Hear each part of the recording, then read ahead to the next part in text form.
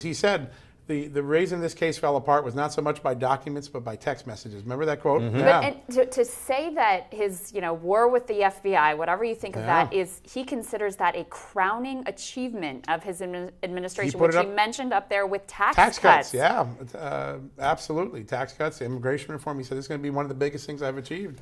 And when we were leaving, he said something just as we were closing up shop, that if it can happen to me, it can happen to just about anyone in America. And that's what makes me concerned about this. That's why I want transparency. He used the word transparency at the end. That was his end goal. I thought that was interesting. If it can happen to me, it can happen to anyone. I think that's what motivates him. And Crystal, there was an opportunity to just push him on this one, because I hadn't heard him actually say it before. He said, is there a deep state? Do you believe that that's a term? Is that a thing?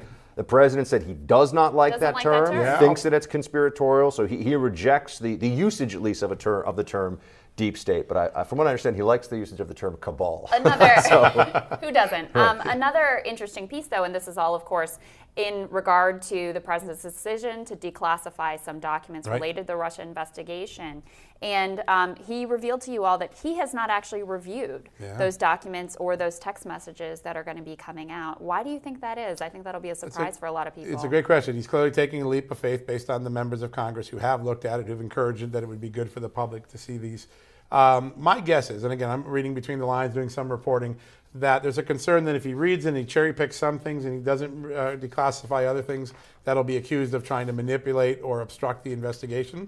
So in this case, he's just reacting to a lawful request from Congress. Congress said, please declassify these. He's doing it. That was my impression. I don't know, Buck, did you? Oh, absolutely. Yeah. And John, as we're sitting there, it's quite apparent that the president has taken this personally, meaning he's taken this investigation very personally. He doesn't think this is just politics as usual. Yeah. This is a president who's dealt with a lot. People said a lot of really nasty things about him, but he feels like this has been underhanded in a way that nobody else, as you said, should have to go through this, whether it's a politician or a private citizen.